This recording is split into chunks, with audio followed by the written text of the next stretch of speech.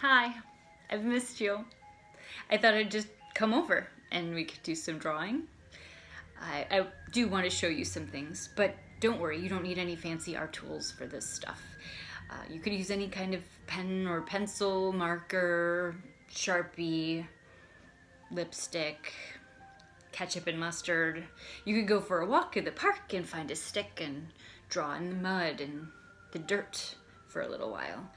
And it feels good to keep those muscles moving. You may not be accomplishing your life's masterpiece, but that's okay, especially now that things are weird and sometimes the finished piece tends to take over a little bit and overshadow the process and what happens inside of us when we make marks and when we make these movements. And I think that's healthy to keep up. And that's why I'm here. So if you have a little time, let's do some drawing. Okay, well, I have a variety of different things here. I'm going to use this nice bold black ink felt tip pen. That way you could really see what I'm doing. I'll start very simply.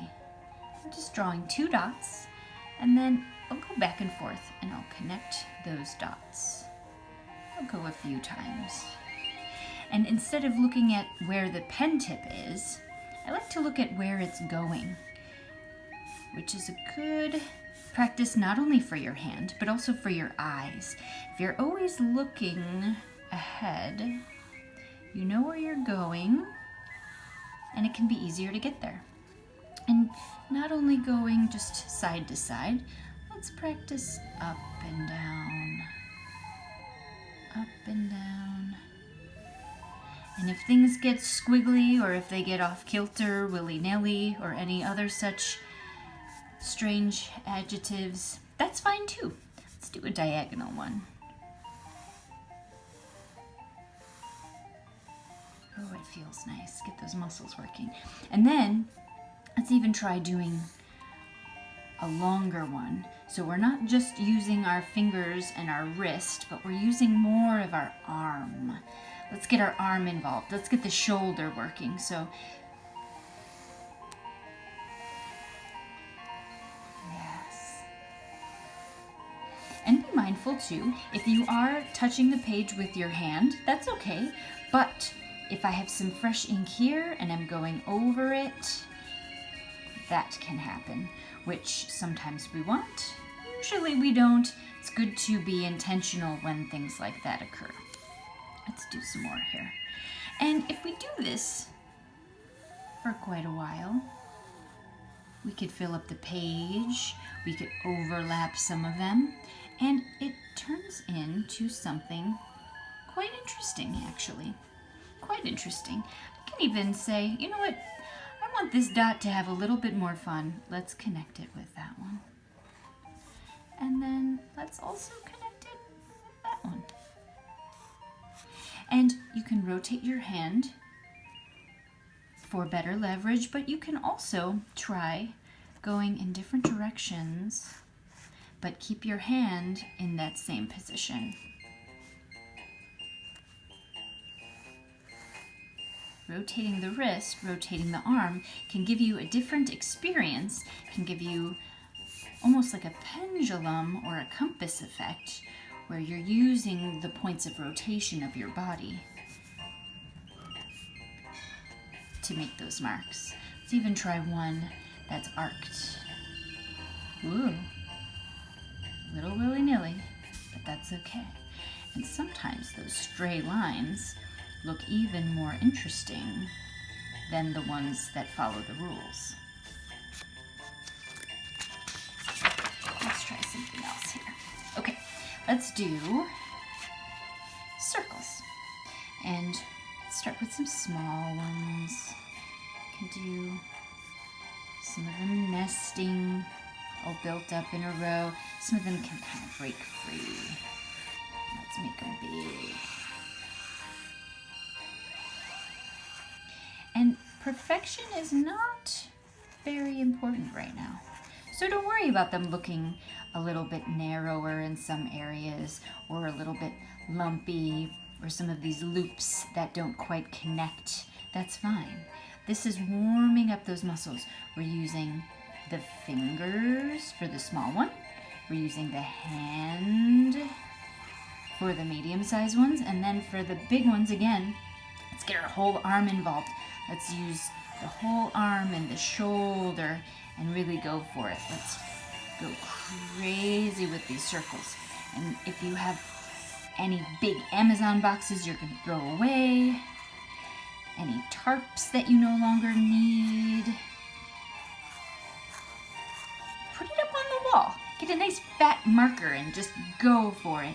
And you'll find that with every change in scale, you'll be working a different muscle group. And you could even take some of these circles and say, you know what, this one looks so empty, let's fill it up. Let's fill it up with some smaller ones of various sizes. And let's nest them together, but then in some of those small little crevices, we could put some small ones in there. Let's fill it up. We could even do a series of small ones, some bigger ones.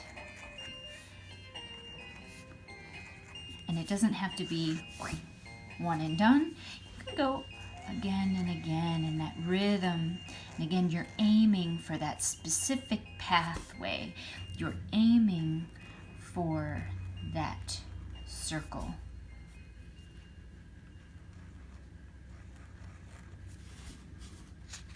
Let's try something new here. Okay, so now let's do some lines, and this usually ends up looking like a really interesting woven, almost like a basket effect.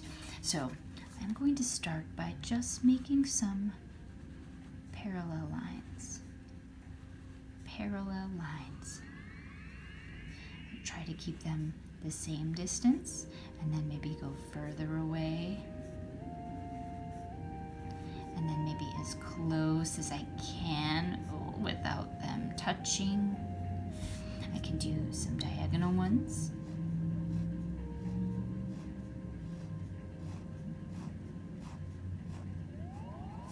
Some vertical. So now the line is more important than the end point. We were drawing those dots, we wanted it to end up in a specific spot. But in this case, we just want the line itself to be parallel to what we just did.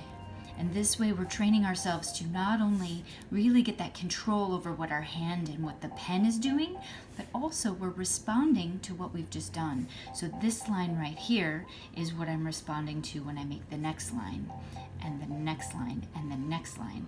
And it teaches us to really be responsive to what's happening in front of us, because things don't always happen according to plan. We can adjust the plan as we go. And it's always about making decisions. So the more intuitive and flexible we are about making those decisions, the happier, the more content we'll be with what we're doing, and the more responsive we'll be to things that need adjustment. Some curvy ones in there. Maybe something up here. Let's fill this in with some diagonal lines. Let's even do some long ones. The longer ones tend to be trickier too. Really long. Ooh, see, closer, further, but that's okay. I can be responsive to that. I could also see how different it feels when I go slow. Slowly tends to be harder to maintain a really straight line, but faster makes it harder to control where that line takes us. And let's really go crazy and overlap this. Let's weave it like a basket. And if I'm using straight lines, or if I'm using arched lines, that can create a very different illusion.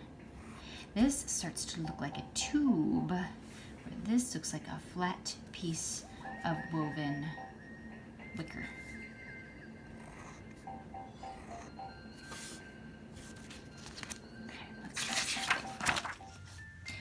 now time for a challenge. Let's make a square. Doesn't have to be perfect, but aiming for perfection is worthwhile. Some of these little things, don't worry, it's cool. Now that we have our square, let's chop that into 4 pieces on each side. So I'm going to cut it in the middle and then cut each half into a half. Cut in half, half, half. So each side is divided into quarters. And now let's draw a square within our square. And not only do we have a square, inside of a square we have triangles as well, these lovely triangles, and that will help things stay in balance. You can go ahead and create a bit more definition by going over your lines again. It's almost like we're back to that first one where we're connecting the dots.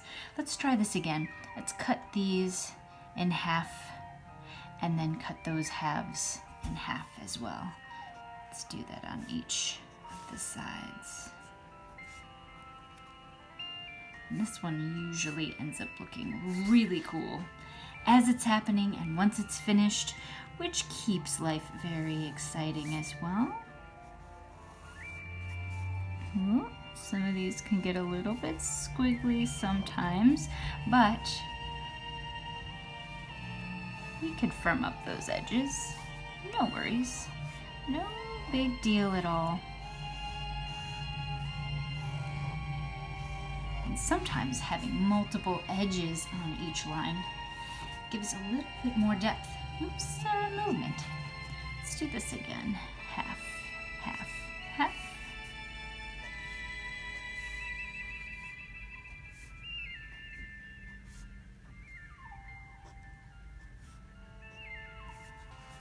And again. Each one is rotated, but we know how much to rotate it because we've charted it off for ourselves.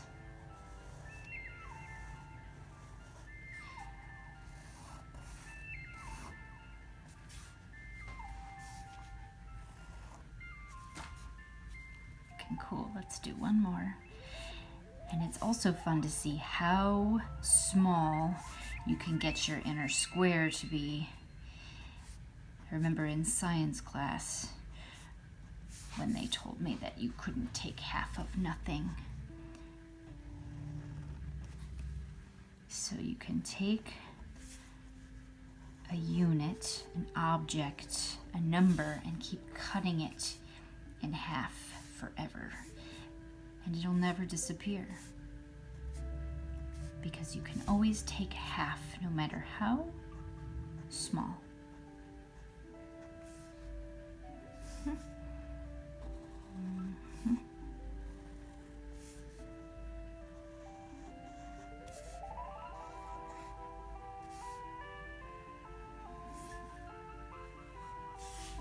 And now, this one freaked me out a little bit the first time I did it, but it's very satisfying. Ooh, and it's like silk. Let's do the never-ending 8 or the endless 8, or you could call it whatever you would like. It kind of looks like a tornado. So sweeping motions back and forth, gliding, sliding, tighter and smaller as we get to the bottom.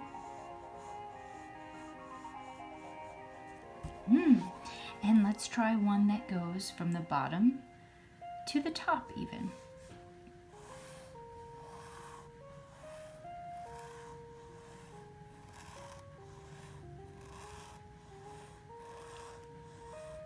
Oh, I could really feel my arm muscles working for this one. And because I'm going from side to side, I can feel those different muscle groups. Every time I change direction, I feel something different in my body. Let's do another one of these, maybe a smaller one going from top to bottom.